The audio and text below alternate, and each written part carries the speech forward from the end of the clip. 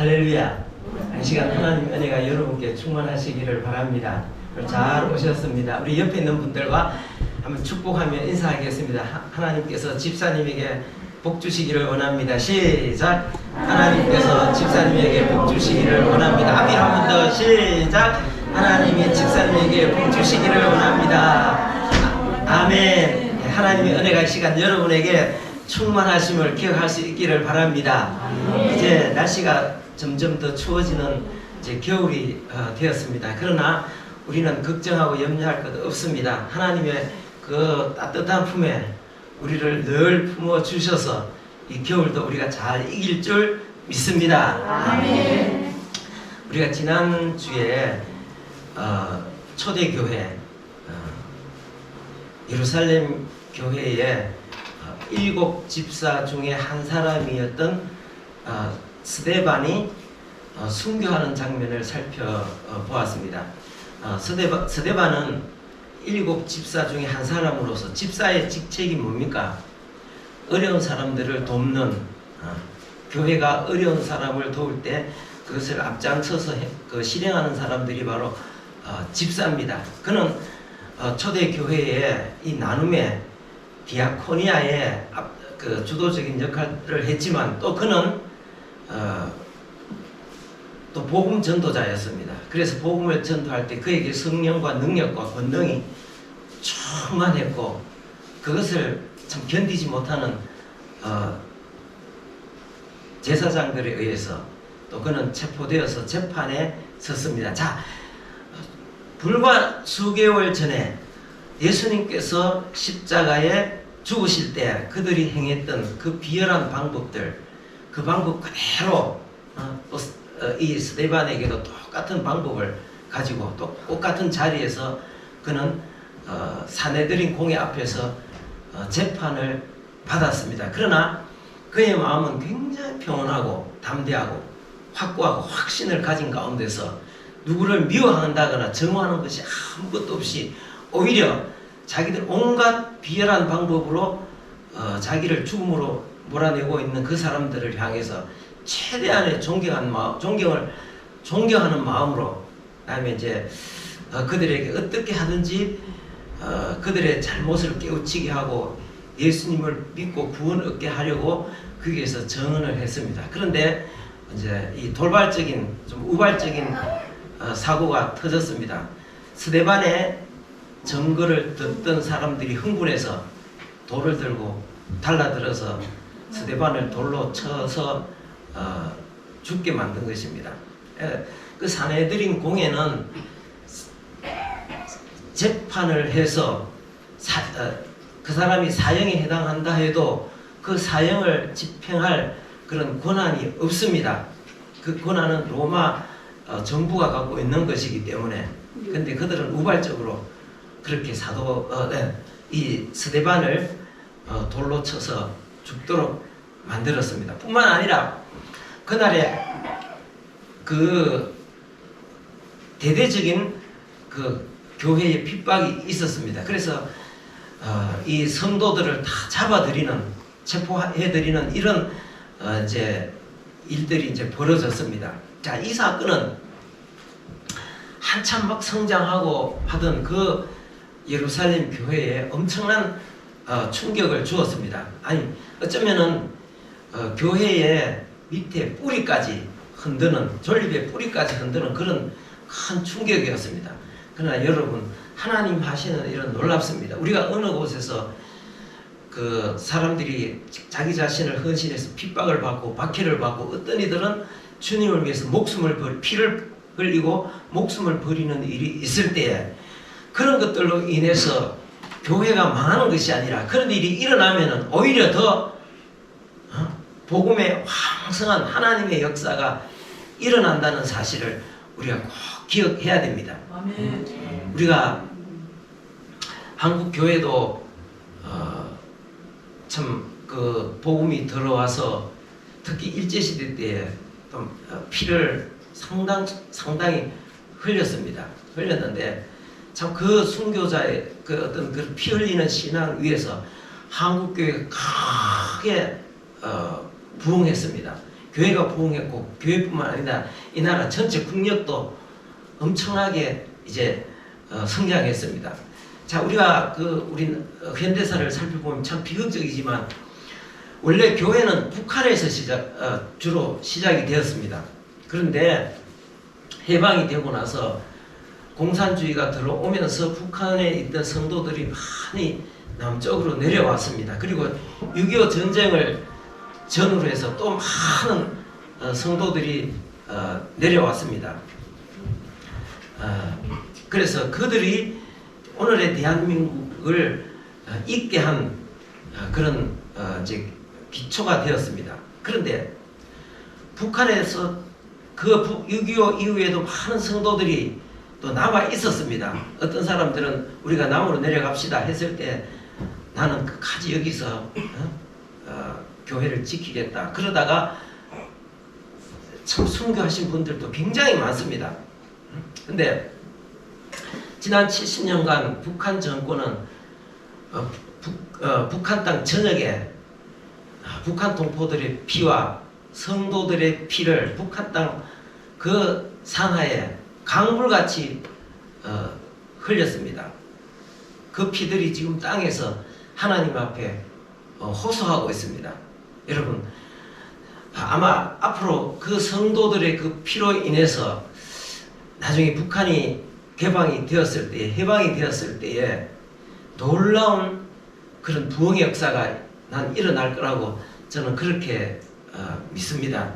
왜냐하면 하나님께서 성도들이 흘린 피를 결코 헛되게 되도록 내버려 두시지 않기 때문에 그렇습니다. 그래서 앞으로 참 이게 북한이 개방이 되고 북한이 새로 재건되어질 때에 그런 순교적인 어떤 흘렸던 피 흘렸던 그런 것들을 통해서 교회가 전 세계를 살리는 그런 북한 교회가 되지 않을까 저는 그렇게 생각이 되어집니다. 아무튼 이제 이 예루살렘 교회는 엄청난 큰 충격이었지만 그러나 그것을 통해서 오히려 교회가 크게 이제 새로운 국면으로 이제 접어들기 시작했다는 것을 우리가 이제 알게 됩니다. 자, 이 예루살렘 교회, 예루살렘 성전입니다. 자, 여기서 일어났던 일들. 그 다음에 이게 예수님은 말씀하셨습니다. 너희는 땅 끝까지 이르러 내 증인이 되리라 그렇게 말씀하셨지만 그들은 그때까지 이 말씀을 제대로 실행하지 못했습니다. 그런데 이 스데반의 순교는 마치 이 민들레가 이렇게 열매가 맺어서 이제 이렇게 탐스럽게 이렇게 열매를 맺었는데 마치 이것이 바람이 와서 확 불면은 아니면 작대기로 탁 치면은 씨가 온 땅으로 흩어지듯이 예루살렘에 있는 성도들이 확 흩어지면서 복음이 온 사방으로 흩어져서 거기에서 생명의 역사들이 일어나는 그런 놀라운 그런 모습을 우리가 성경을 통해서 볼 수가 있습니다. 자, 우리 예루살렘 교회는 이런 큰 충격을 받았지만 하나님 또 더 충격적인 반전의 사건이 일어났습니다. 그게 뭐겠습니까? 바로 사울이 회심하는 역사가 일어났습니다. 자, 사울은 나중에 자기 이름을 바울로 고칩니다. 로마식. 사울은 이 유대식입니다. 유대식인데 나중에 이름을 로마식으로 바꾸어서 바울이라고 그렇게 이제 모든 사람들이 알고 있는 그 사람 사울이 회심하는 역사가 일어났습니다. 사울은 스데반이 죽임을 당할 때에 그 주도적인 역할을 한 사람입니다. 자, 여기 우리 그 7장을 우리 다시 한번 읽어보겠습니다. 7장을 읽어보면 58절 한번 읽어보겠습니다. 58절 시작. 성 밖으로 내치고 돌로 칠세 정인들이 옷을 벗어 사울이라 하는 청년의 발 앞에 두니라. 예, 이 사울을 돌로 아니 스데반을 돌로 치는 사람들이 옷을 벗어서 사울의 발 앞에 두었다고 했습니다. 그 옷을 지켰습니다. 이게 무슨 의미인지 우리가 정확하게는 알 수가 없습니다.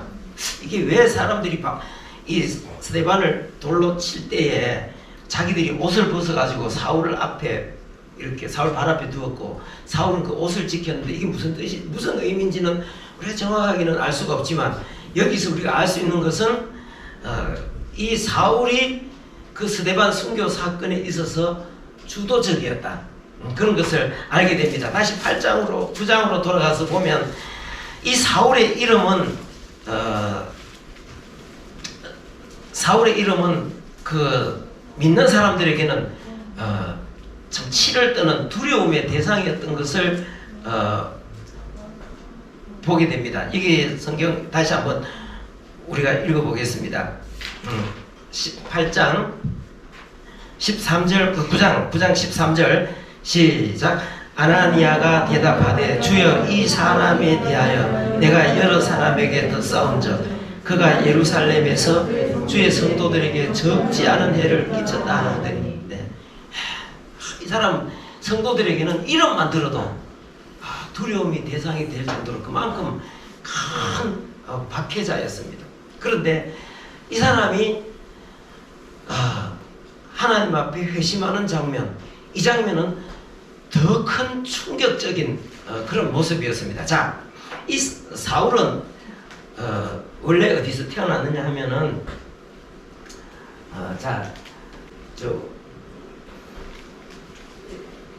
여기가 예루살렘입니다. 여기가 예루살렘이 여기 있고 여기 지금의 터키 지역인 터키 지역인 그 타르소스라는 지역에서 태어났습니다.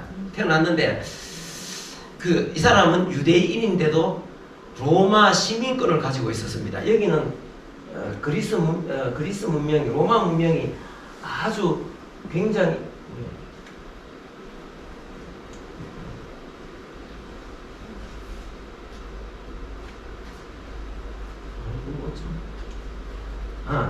여기는 그리스 문명이 아주 꽃을 피던 지역이었습니다.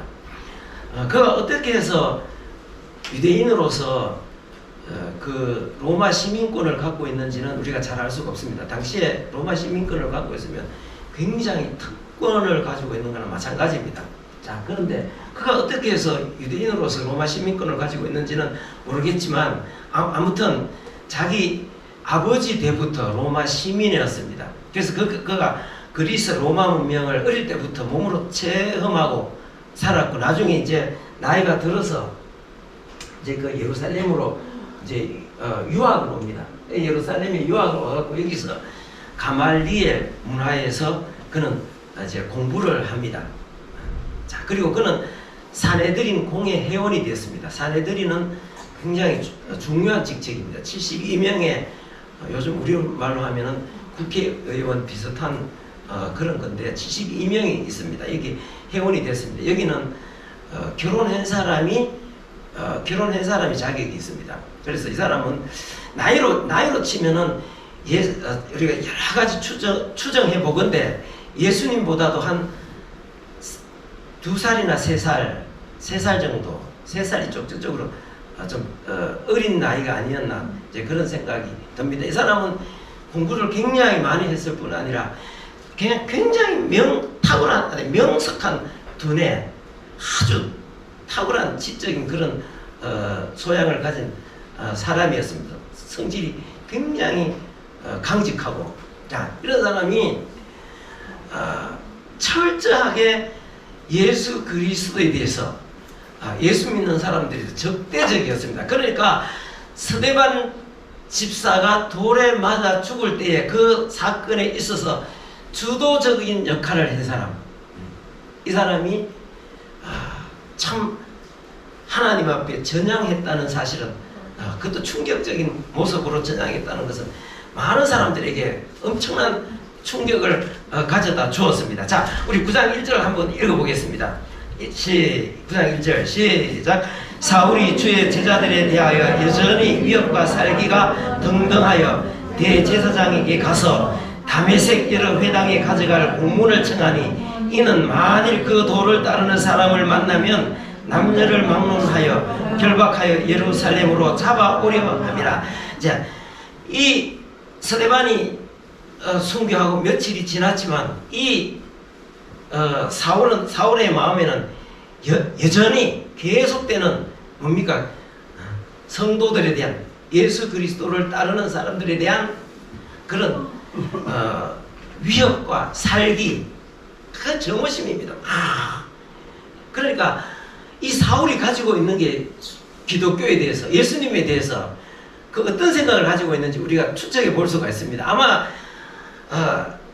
사이비, 예수님은 무슨 사이비 종교 지도자로, 하나님을 모독하는 사이비 종교 지도자들로, 또 그를 추종하는 사람들은 다 이 세상에서 박멸해서 없애야 될 그런 존재로 아주 굉장한 정오심을 가졌고, 그러기 때문에 스데반을 죽일 때에 앞장섰던 주도적인 역할을 했던 그런 모습. 그런데 며칠이 지났지만 그런 마음은 변함이 없었습니다. 왜 시끄러워서요? 소영아, 제 뒤에 거 좀 꺼라. 뒤에 거라고. 자, 아무튼 그래서 위협과 살기가 등등하여 이제 자기는 예루살렘에 뿐만 아니라 쭉 올라가면은 시리아가 나옵니다. 그죠? 시리아가 있는데 지금의 여기 시리아, 여기 있죠. 시리아의 다마스커스라고 되죠. 여기 우리말로는 다메섹으로 되어 있습니다.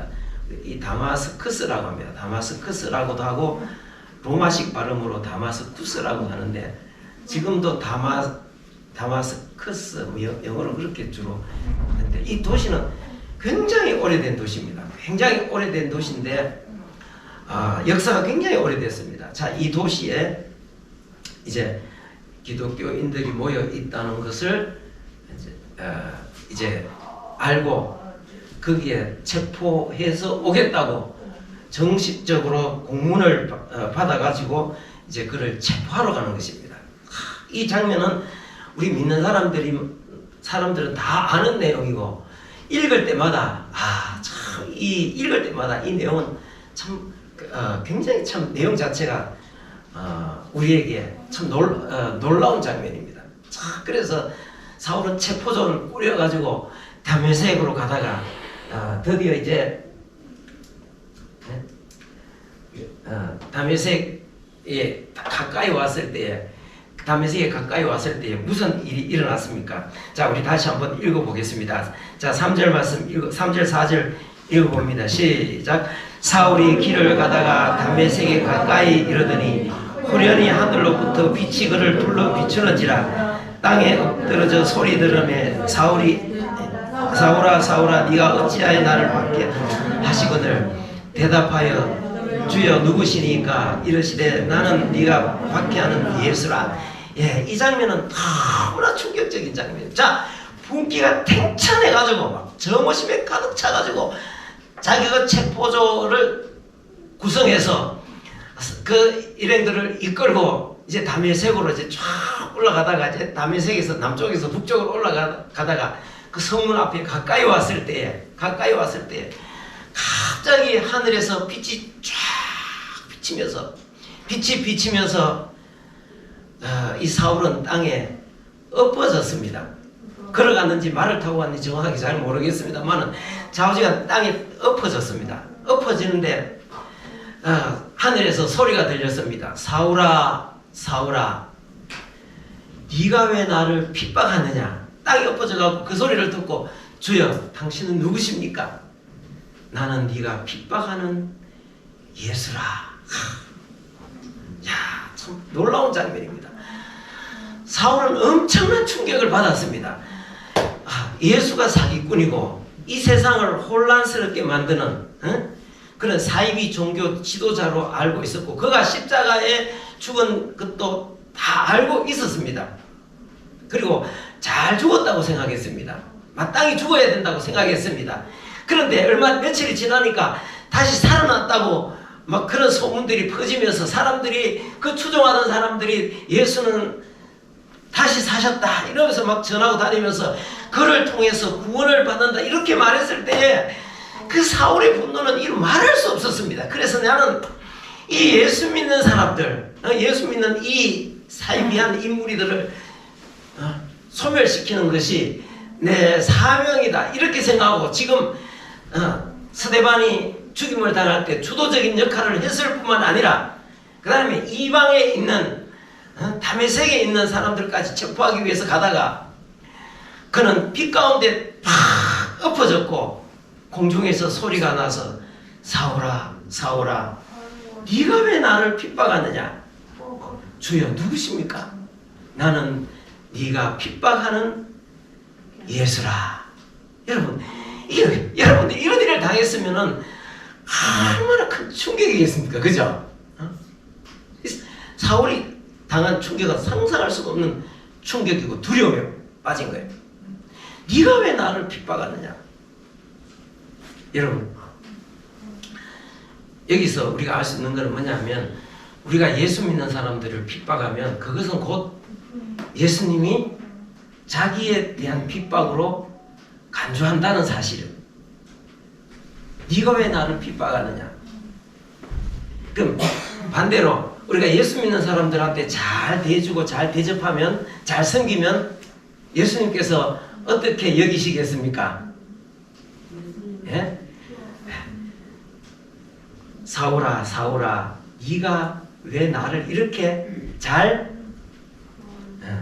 섬겨주느냐 이렇게 말씀하시겠죠. 그죠? 그러니까 우리 어떻게 해야 되겠습니까? 우리 믿는 성도들은 다 서로 잘 섬기면 그게 바로 예수님께서는 자기 자신을 섬기는 걸로 인정하신다는 거예요. 그리고 여러분들이 믿는 사람들을 향해 갖고 뭐 뒤에서 뭐 안 좋게 이야기하고 해코지 하면은 그러면은 그것 다 나중에 예수님께서 뭐라고 말씀하셨겠습니까? 왜 너는 나를 해코지 했느냐? 내한테 왜 그렇게 억울한 말 내한테 왜 했느냐? 주님 제가 언제 그랬습니까? 그러므로 우리가 그렇게 우리 모두 예수 믿는 사람들 세상 사람들 우리가 다 귀하게 여겨야 되겠지만 특히 예수 믿는 사람들 서로가 귀하게 여기고 존중하면 그게 다 예수님께서는 주님께서는 주님 자신에게 행한 것으로 인정하신다는 것을 기억하고 우리 서로가 다 귀하게 여기고 서로 참 아름답게 섬길 수 있기를 바랍니다. 아무튼 사울은 너무나 큰 충격을 받은 거예요.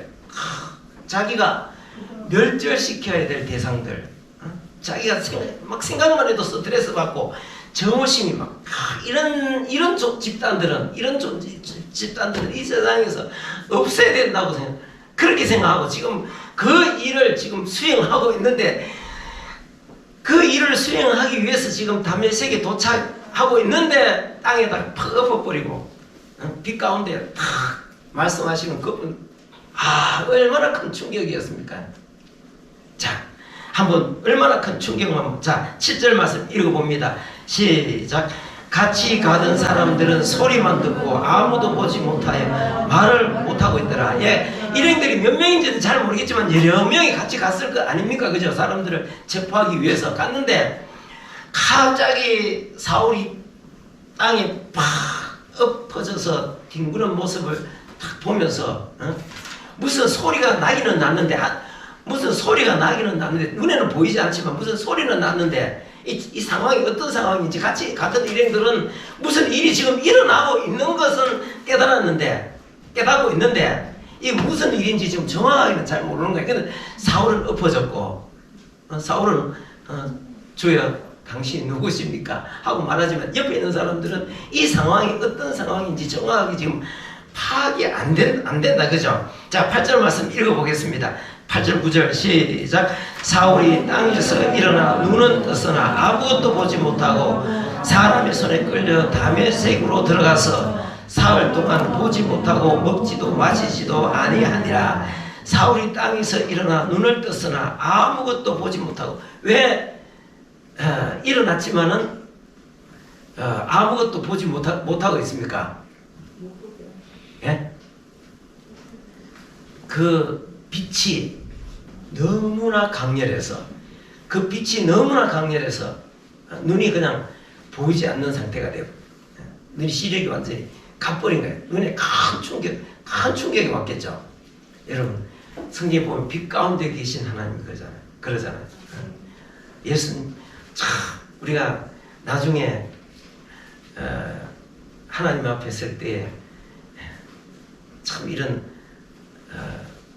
그 영광스러운 그 놀라운 빛 가운데 계시는 분을 우리가 그냥 얼굴을 마주 볼 수 있다는 것 얼마나 놀라운 일입니까? 그죠? 근데 사울은 그 예수님 빛 가운데 임하신 예수님을 보는 순간에 그냥 충격을 받았는데 눈이 제일 먼저 충격을 받았는 것 같아요. 그래서 눈은 떴지만은 보이지가 않는. 그 다음에 자 9절 말씀 읽어보겠습니다. 시작. 사흘 동안 보지 못하고 먹지도 마시지도 아니하니라. 예, 사흘 동안은 보지도 못하고 먹지도 마시지도 아니하니라. 그 왜 그렇게 했습니까? 심적으로 엄청난 충격을 받은 거예요. 심적으로. 자기는 예수가 세상을 혼란스럽게 만드는 혹세무민하는 그런 사이비한 무슨 그런 사람으로 여겼단 말이에요. 그리고 그를 추종하는 사람들 다 이 세상에서 아무 쓸데가 없는 하나님을 모독하는 쓸데없는 그런 사람인 줄로 생각을 하고 자기가 소멸시켜야 될 사명이 자기에게 있다고 그렇게 생각했는데 도대체 그분이 나를 땅에다가 엎어버리는 그분은 도대체 어떤 분이냐 어떤 분. 그리고 그 심리적에서 그 충격은 상상을 못하는. 자, 그래가지고 3일 동안 너무 충격받아갖고 먹지도 마시지도 못하는 그런 상황이 된 것입니다. 자, 성경 다시 한번 읽어보겠습니다. 10절 말씀입니다. 시작. 그때에 다메섹에 아나니아라 하는 제자가 있더니 주께서 환상 중에 불러 이르시되 아나니아야 하시거늘 대답하되 주여 내가 여기에 있나이다 하니 주께서 이르시되 일어나 집가라 하는 거리로 가서 유다의 집에서 다소 사람 사울이라는 사람을 찾으라. 그가 기도하는 중이라. 예, 여기가 길이 집가라는 거리입니다. 집가는 길이 이렇게 곱게 나 있는 거리. 예? 이 다메섹에 사는 그 아나니아라는 사람에게 하나님께서 환상 중에 임해서 아나니아야, 지금 직가에 가면 직가라는 말은 곧을 직자잖아요, 그죠? 직가라는 길이 이렇게 일자로 똑바로 된 길이 있는데 그래서 그 사람들이 그때 직가라고 그렇게 불렀는데 거기에 가면 유다의 집에 다소 사람 사울이 거기에 있어 지금 뭐 한다고? 기도하고 있다. 무슨 기도했겠습니까? 회개 기도했겠죠. 제가 몰라서 그랬습니다. 제가 알았으면 그랬겠습니까? 나는 예수님이 땅에 계실 때, 이 땅에서 가르치실 때 나는 예수님이 누군지 몰랐습니다. 그냥 나사렛에서 목수 목수로서 이 혼란한 세상에서 혼란한 틈을 타서 세상을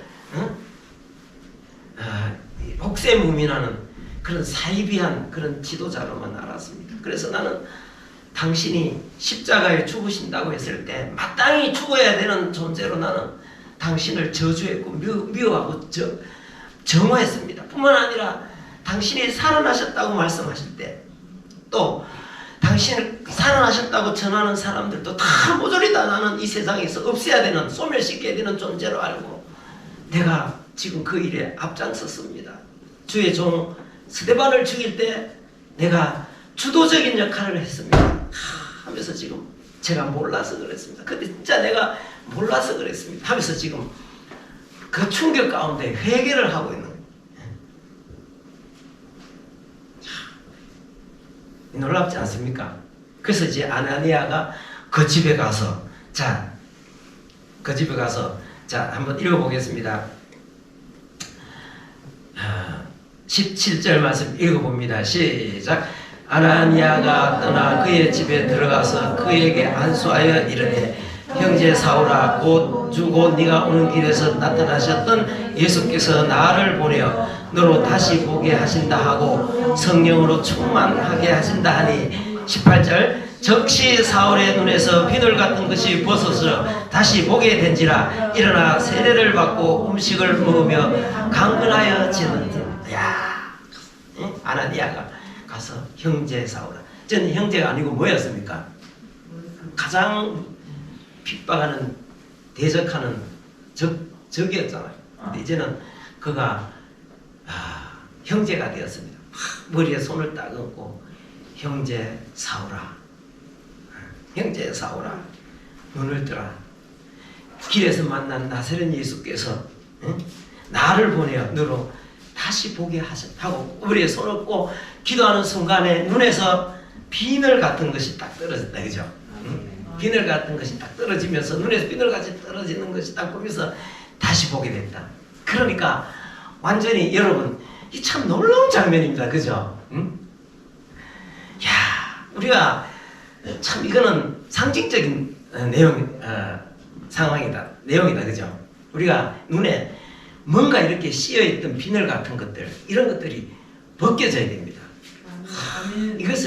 이게 딱 벗어지면서 세상을 봤을 때 이전에 보던 세상하고는 전혀 다른 세상이야. 다르게 되어진 세상. 야, 하나님이 세상을 이처럼 사랑하시고 그 아들 예수님을 이 땅에 보내시고 그가 이 모든 사람들의 죄를 대신해서 십자가에 죽으시고 3일 만에 다시 살아나시고 그를 믿어 죄사함 받고 하나님의 자녀가 되어 영생에 이른다는 이 놀라운 것을 깨닫는 순간 세상은 완전히 새롭게 다시 보여.